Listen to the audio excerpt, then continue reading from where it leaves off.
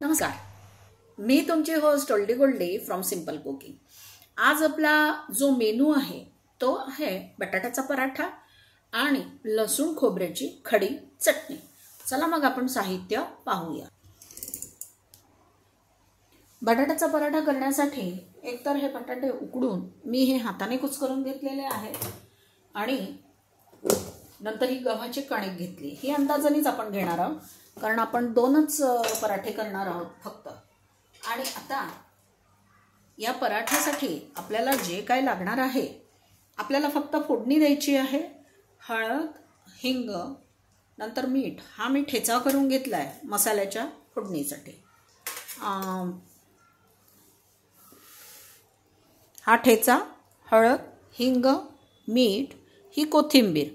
आणि आता मला खडी चटणी जी करायची आहे त्यासाठी मी हे खोबरं कापून घेतलं आहे, हा लसूण, हे लाल तिखट, हे जिरं, हे मीठ। या व्यतिरिक्त आपण आता काही टाकणार नाही आहोत। याच्यात मी मोहरी घेतली नाही आहे तर मी ती मोहरी घेते।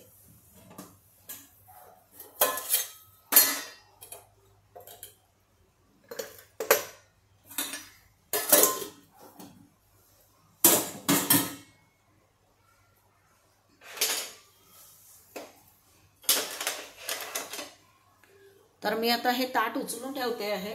मी तुम्हाला दाखवलेलं आहे मी काय काय घेते।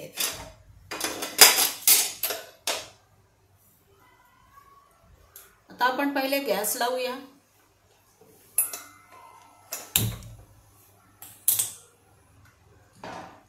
कारण हा मसाला जो आहे हा थंड झाला पाहिजे। आपल्याला गरम गरम मसाला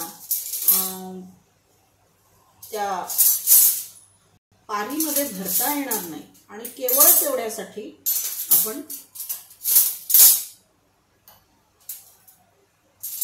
हा मसाला आधी करून घेतो आहे। आता दोनच पराठ्याचा मसाला करायचा आहे त्यामुळे जास्त तेल टाकणार नाही आहे। नंतरही आपण तेलातच त्याला चांगलं शेकणार आहोत। तर मी हे म्हणजे हा माझा पोहे खायचा चमचा याने आणि उथळ चमचा असल्यामुळे ते 4 चमचेच तेल फक्त त्यात मी टाकलंय। हा आता गॅस लावून देते। याच्या खाली आपण हा ठेचा घेणार आहोत। इथे ही मोहरी,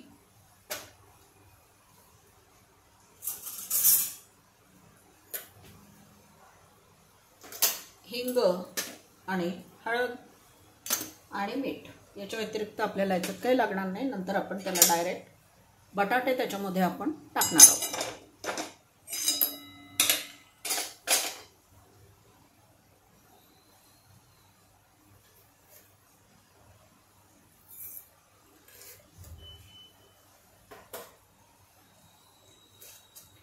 मोहरी फुटत आली की मग आपण त्यामध्ये हिंग टाकूया।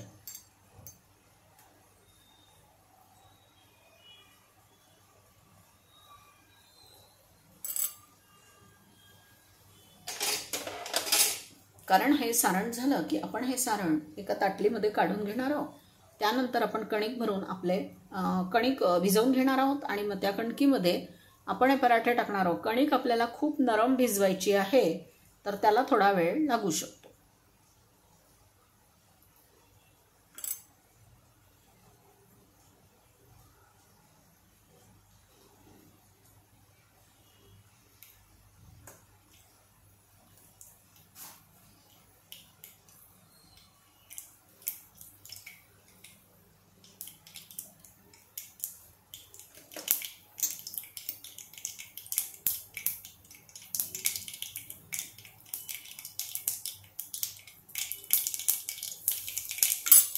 हिंग मी टाकला आहे।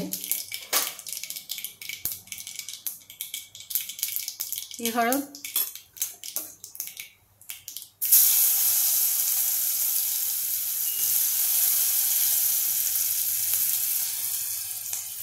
बटाटा जरा गोडसर असतो आणि माझी मिरची काही फारशी तिखट नाही त्यामुळे मी थोडं जरा हे तुम्हाला जास्त टाकल्यासारखं वाटेल पण नुसतंच ते गोड लागतं मग। तर आता मी हे एवढं सारण माझ्या दृष्टीने पुरेसं आहे।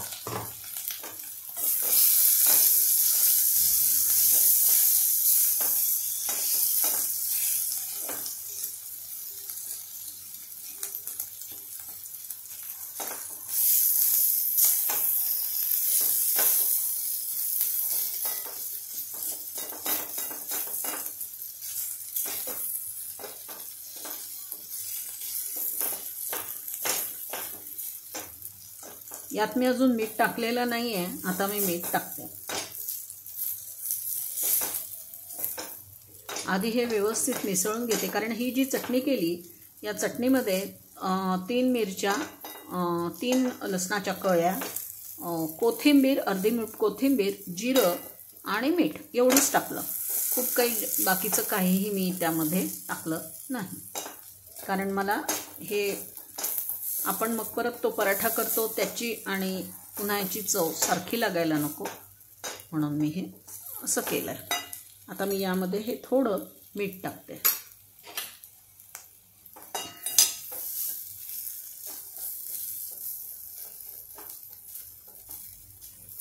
सगळा बटाटा आपला मॅश करून झालेला आहे. एकदा आपण पाहून घेऊ, कारण लाटताना कधी कधी तो तुकडा येतो आणि मग तिथून तो पराठा फाटतो. आणि जर तुम्ही किसून केला त्याचा पराठा तर तो चांगला नाही लागत, म्हणजे एकदम असा लुळा पराठा होतो किंवा तो खरंच चांगला लागत नाही. काय त्याचं रिझन आहे, इतके वर्ष झाले मी करते, मला कळलेलं नाही, पण ते किसून तो चांगला लागत नाही एवढं खरं.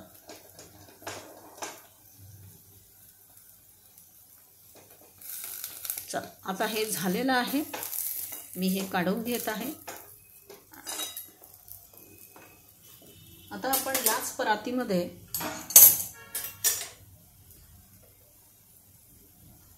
ही थोडी कोथिंबीर यात घालते. कोथिंबीर मिक्स करते. कोथिंबीर घातली नव्हती.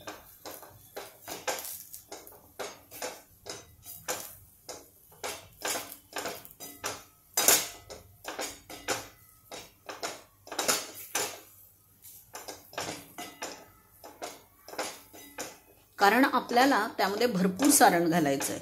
कमी सारणाचा आपल्याला पराठा करायचा नाही.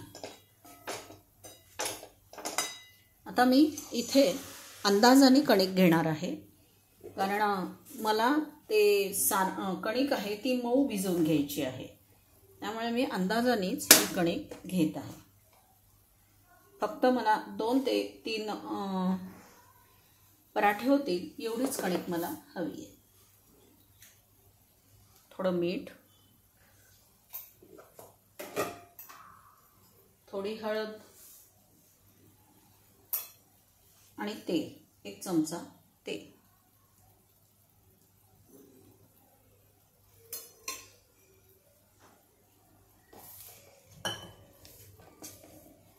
हे जे गव्हाची कणिक आहे ही थोडी मऊसूत मळून घ्यायची. साधारणपणे आपण पुरणपोळीसाठी मळतो तशी, म्हणजे मग तुमचा पराठा फाटत नाही. हे सगळं चांगलं मिसळून घेतलं.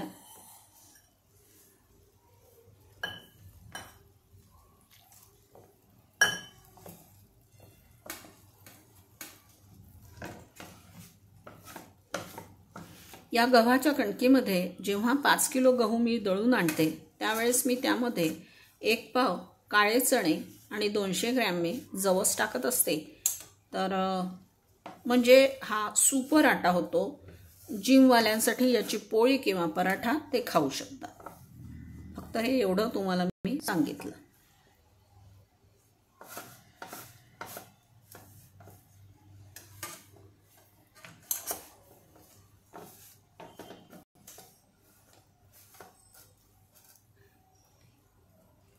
अजून थोडी कणिक मी यामध्ये घेते.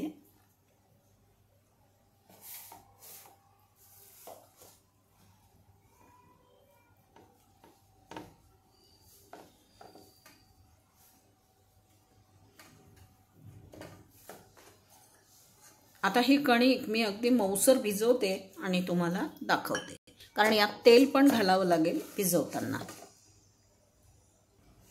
कणिक मी ही इतकी नरम अशी भिजवून घेतली. बघा तुम्ही, ही अशी कणिक भिजवून घेतलेली आहे आणि हे याचे गोळे केलेले आहेत. आता आपण याच्याखाली गॅस लावून घेऊ आणि आपण आता आपले पराठे करायला सुरुवात करूया.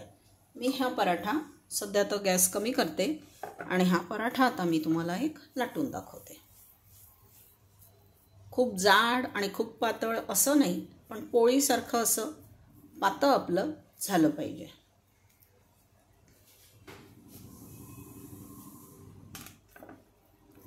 हे आता मी ठेवलंय याच्यात.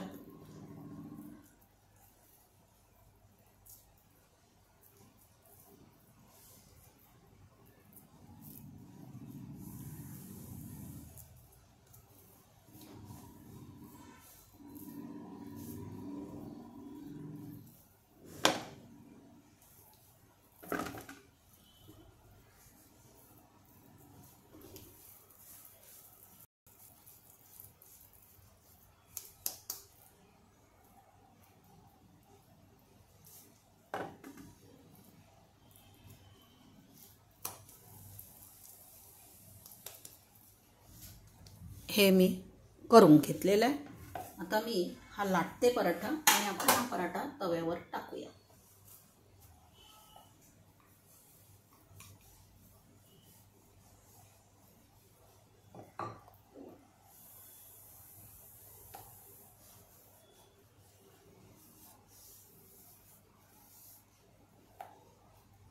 मी खूप पातळ पराठे कधीच लाटत नाही आणि मग हे पराठे खायला पण खूप छान लागतात, नरम, आणि आपल्याला पाहिजे तर आपण जास्त कुरकुरीत पण यांना करू शकतो.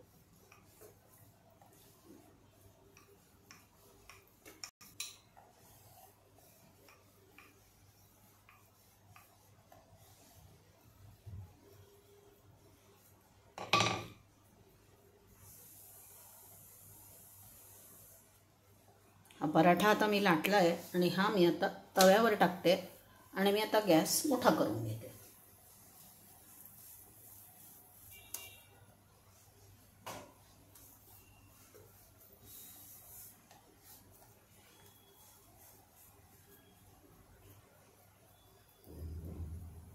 हे खालचा हा भाग जो असतो हा आपल्याला जाडच ठेवायचा आहे.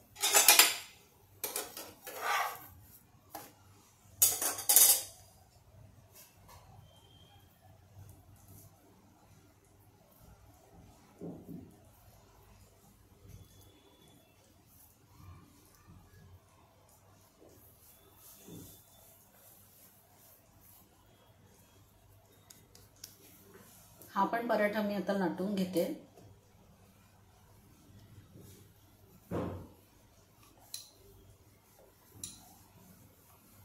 पराठा अगदी हलक्या हाताने लाटायचा बस. आणि आता याच्यानंतर आपण हे दोन्ही पराठे झाले की हा पराठा झाला की मी काढून घेते आणि लसूण खोबऱ्याची खडी चटणीसाठी मी काय काय सामान घेते ते मिक्सरमध्ये घालून मी तुम्हाला दाखवते आणि त्यानंतर आपली रेसिपी तयार झाली.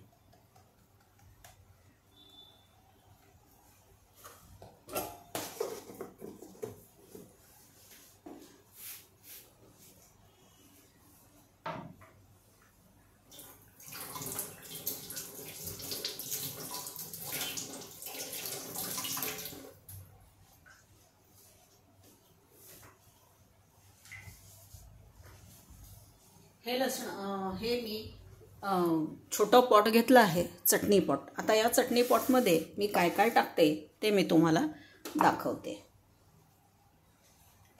आधी तर मी हा लसूण घेणार आहे. हा अर्धा लसूण मी यात टाकते, कारण आपल्याला लसूण खोबऱ्याची चटणी करायची आहे तेव्हा त्यात आपल्याला लसूण जास्त हवा. लसणाबरोबरच मी हे खोबरं असं बारीक करून घेतलेलं आहे कापून. आता हे खोबरं भरपूर मी यामध्ये टाकते. त्यामुळे आता हे बघा अर्धी वाटी मी कमी केलं आहे खोबरं. आणि आता हे लसूण आणि खोबरं यात घातलं आहे. आता आपल्याला ही चटणी तिखट हवी आहे म्हणून हे माझ्याकडे काश्मीरी रेड चिली पावडर होती, हे 3 चमचे मी ही पावडर यामध्ये टाकली आहे. यामध्ये मी आता हे थोडं मीठ घालत आहे आणि आपण यामध्ये थोडंसं जिरं घालणार आहोत. माझा चमचा बघा अगदी छोटा आहे आणि या चमच्याने मी 2 चमचे जिरं घातलं आहे. आता आपण पराठ्याकडे परत जाऊया.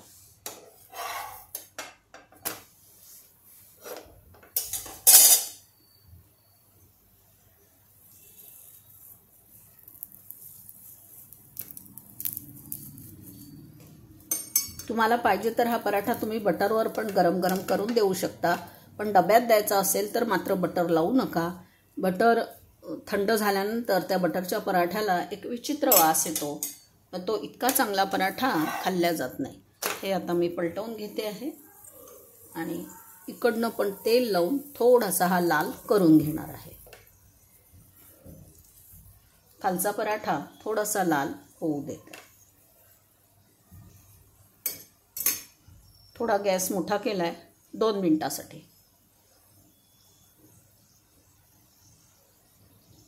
आता ही तिसरी बाजू मी पलटवून घेते. आपला पराठा आता खूप छान झाला आहे आणि इथे पण मी थोडा गॅस मोठा करत आहे. पराठा आता आपण आपल्या एका प्लेटमध्ये घालू.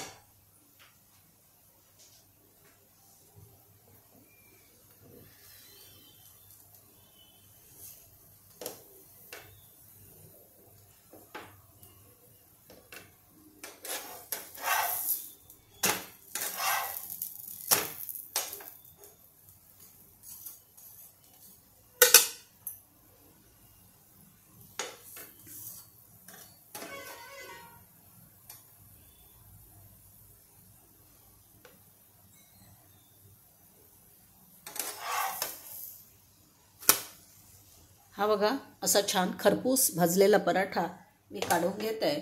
मी दुसरा हा पराठा या तव्यावर टाकते आहे आणि आता गॅस कमी करून तुम्हाला मी ही चटणी दळून आणून दाखवते. आपला हा दुसरा पण पराठा तयार झालेला आहे आणि ही लसूण खोबऱ्याची चटणी मी तुम्हाला दळून आणलेली दाखवते. ही खूप बारीक दळायची नाही, अशी आबडधोबडच दळायची. आता ही जी चटणी आहे ही तुम्ही या चटणीमध्ये दही घालून खा. तुम्हाला नुसतं खोबरं नको असेल तर थोडेसे शेंगदाणे तुम्ही या चटणीत टाकू शकता, पण मग तिला लसूण खोबऱ्याची चटणी म्हणता येणार नाही, खडी चटणी म्हणता येणार नाही. खड्या चटणीमध्ये फक्त आणि फक्त लसूण, खोबरं, जिरं आणि बीट एवढंच असतं. ही खडी चटणी आमच्याकडे कुटून घेतात, आता ते काही मला शक्य नाही आहे कुटणं, त्यामुळे मी तुम्हाला हे असं दाखवलेलं आहे. तर हा आता आपला पराठाही तयार झालेला आहे. मी गॅस बंद करते आणि मी इथे चटणी एका छोट्या बोलमध्ये चटणी काढून घेते.